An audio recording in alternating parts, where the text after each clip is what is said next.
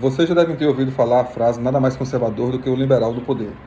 Esta frase foi dita no Império, no Segundo Reinado, quando de uma disputa ideológica dos partidos conservadores e liberais, entre as pessoas que se julgam conservadoras e liberais.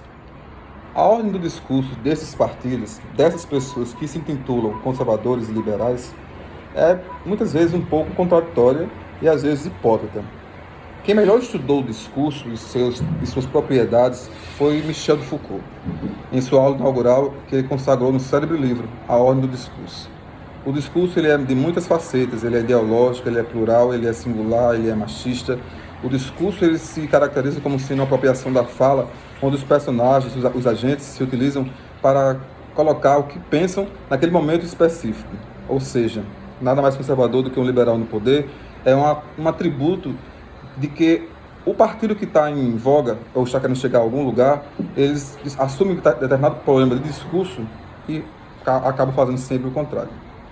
As pessoas conservadoras são aquelas que protegem a família, o Estado, Deus, etc, etc.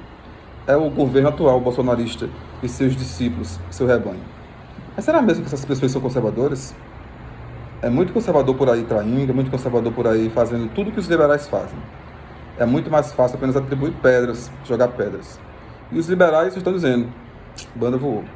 Mas eu acho que tem muito mais liberal em conservador e muito mais conservador sendo liberal. A grande verdade é que a história pega uma peça muito grande e os discursos eles se entrelaçam e acabam sendo um pouco paradoxais e também não tão retilíneos. Os conservadores que se julgam conservadores, os que eu conheço pelo menos, são mais liberais do que tudo. E os liberais têm muito de conservadorismo, mas quando assumem a postura liberal, se soltam. Eu acredito que todos nós, em determinados momentos e em várias etapas, temos muitas fases ou conservadoras ou liberais. Ninguém deveria se assumir isso ou aquilo, sou isso, sou aquilo, porque se identificar, se auto-julgar, é uma atividade, como diz Oscar Wilde, de limitação. Quem se descreve se limita.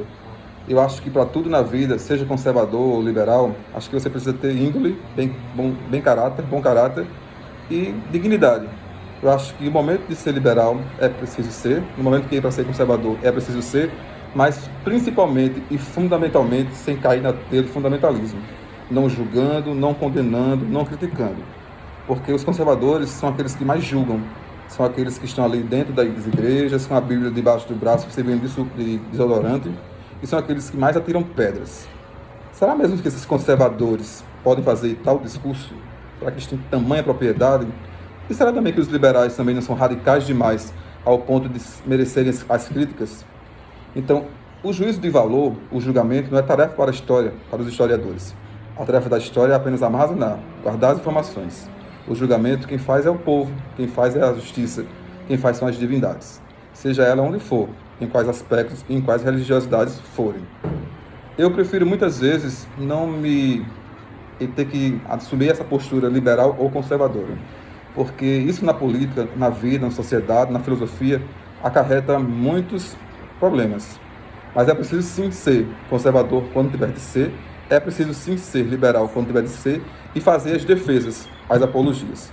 Obviamente, defesas que não exerçam papel de subordinação e domínio para desmerecer ou desqualificar o outro. A desqualificação do outro é um discurso pobre, fatídico,